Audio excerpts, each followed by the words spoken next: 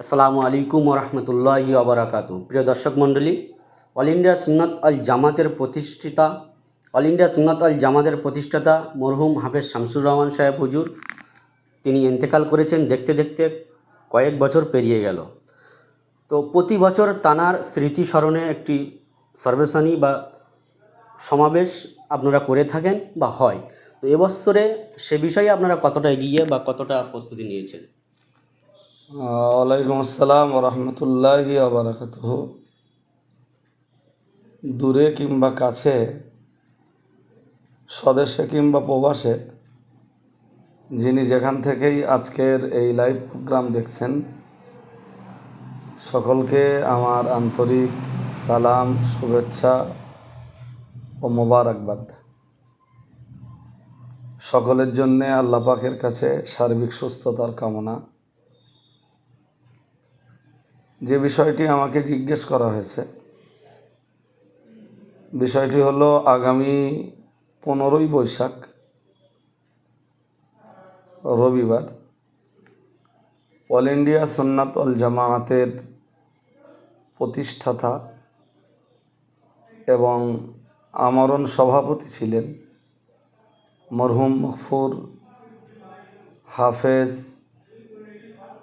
শামসুর রহমান সাহেব হুজুর নব্বরাল্লাহু মারকদাহু, অর্থাৎ আল্লাহ পাক তার কবরকে বেহেশতি নূর দিয়ে ভরপুর করে দেন। আমিন সুম্মা আমিন। তিনি কেবলমাত্র মুফতি আব্দুল কাইয়ুম সাহেব এবং মুফতি আব্দুল মাতিন সাহেবের পিতা ছিলেন না, তিনি ছিলেন অল ইন্ডিয়া সুন্নাত ওয়াল জামায়াত পরিবারের পিতা এবং অল ইন্ডিয়া সুন্নাত ওয়াল জামায়াতের সাথে সংযুক্ত যতগুলি শাখা সংগঠন রয়েছে, এই শাখা সংগঠনগুলির সাথে যুক্ত প্রত্যেক ব্যক্তির পিতা ছিলেন মরহুম মগফুর আলহাজ শামসুর রহমান সাহেব হুজুর কেবলা। তিনি 2022 সালের 14ই আগস্ট রাত আনুমানিক 2:35 ইন্তেকাল করেন এবং 15ই আগস্ট স্বাধীনতার দিন হুজুর কেবলার জানাজা নামাজ অনুষ্ঠিত হয় জামিয়া রহমানিয়ায়। এরপরে অল ইন্ডিয়া সুন্নাত আল জামাত পরিবার অত্যন্ত দায়িত্ব ও যত্নশীলতার সাথে তাকে তার গ্রামে মাফন করেন। আজ আপনারা অল ইন্ডিয়া সুন্নাত ওয়াল জামায়াতের যে কর্মকাণ্ড দেখছেন, এই কর্মকাণ্ডেরই অগ্রদূত ছিলেন তিনি এই অল ইন্ডিয়া সুন্নাত ওয়াল জামায়াত পরিবারকে এ রাস্তাগুলো সব দেখিয়েছিলেন।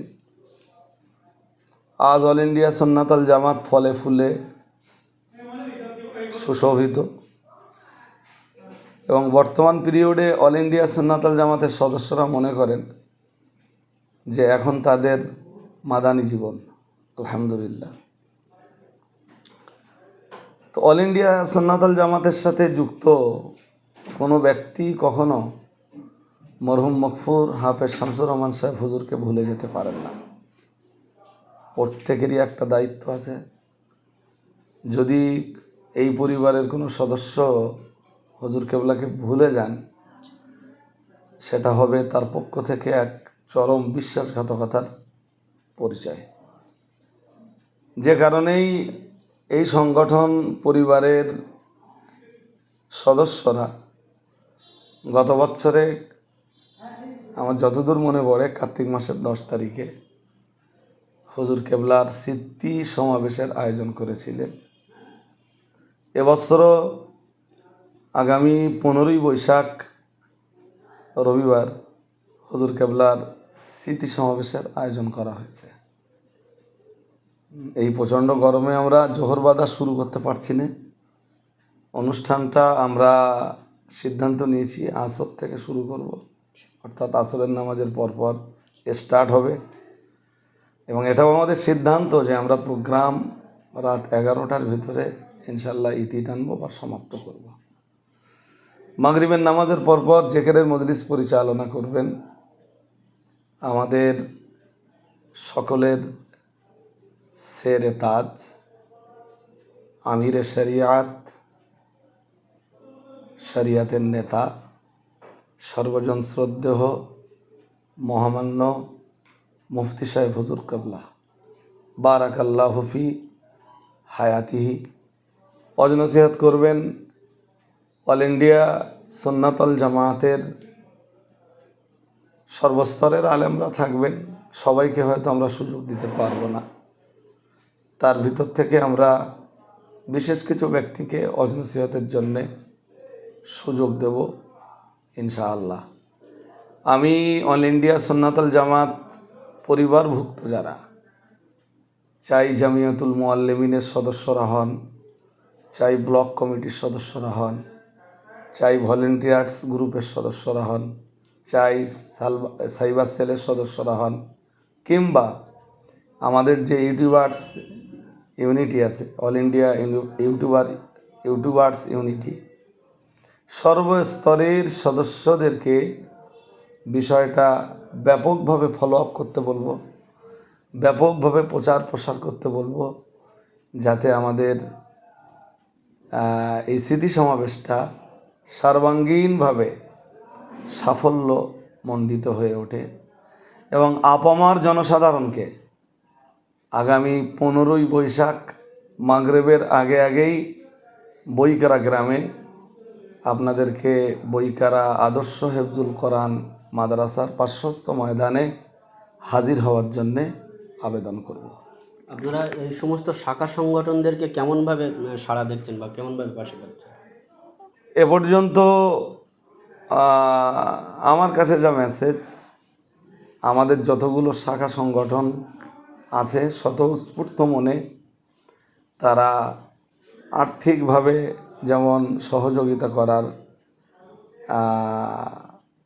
একটা বার্তা আমাদেরকে দিয়েছেন। যদিও আমরা আমভাবে, এখানে প্রসঙ্গত একটা কথা বলে রাখা ভালো যে আমরা আমভাবে এই স্মৃতি সমাবেশের জন্য কারো কাছে পয়সা নিইনি। একমাত্র এই সংগঠনের সাথে বিশেষভাবে জড়িত যারা, তারা যে পয়সাটা দেন সেই পয়সাটাই এই স্মৃতি সমাবেশের জন্যে আলহামদুলিল্লাহ যথেষ্ট হয়। এবং এবারও আমি মনে করছি যে আমাদের অর্থনৈতিক কোনো ঘাটতি থাকবে না। মুফতি সাহেবের সাথে আজকে সকালবেলাও কথা হলো, তো আমি বললাম হুজুর কোনো সমস্যা হবে না ইনশাআল্লাহ।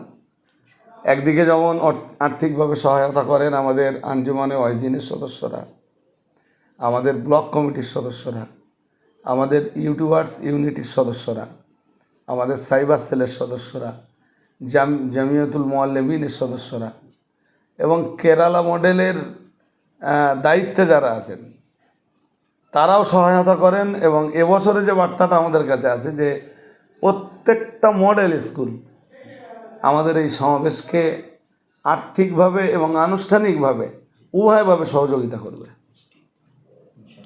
তো আপনাদের কাছেও আমি দোয়া প্রার্থী হব। মরহুম মকফুর আলহাজ হাফেজ শামসুর রহমান সাহেব হুজুর নব্বর আল্লাহ মারকাদাহু, তিনি আমার দৃষ্টিতে একজন কামেল মানুষ ছিলেন। তিনি যেভাবে আলেমদেরকে শ্রদ্ধা করতেন, আলেমদেরকে যেভাবে ভালোবাসতেন, আমার মতো ছেলে মানুষটাকে আপনি ছাড়া কখনো কথা বলতেন না। অথচ আমি একরকম বলা যায় যে ওনার পৌত্র বা দহিত্র যারা, তাদের বয়সী একটা ছেলে। তা আমি ওনার এই শ্রদ্ধা কখনোই বলবো না, এবং যখন দেখা হতো তখনই বলতেন যে আমার জন্য একটু দোয়া করো। এইরকম একজন প্রবীণ মানুষ একটা বাচ্চা ছেলের কাছে দোয়া করা, আমার নিজেরই দোয়া চাওয়া, এটা আমার নিজেরই খুব লজ্জা লাগতো। এছাড়া তার জীবনের যে সমস্ত বিষয়গুলো দেখেছি আমি, দেখে আমার মনে হতো যিনি একজন কামেল মানুষ। আল্লাহ পাক তার রুহানি নেক দোয়া আমাদের নসিবে কবুল করুন, আমিন সুম্মা আমিন। ওয়া আখিরু দাওয়ানা আলহামদুলিল্লাহি রাব্বিল আলামিন।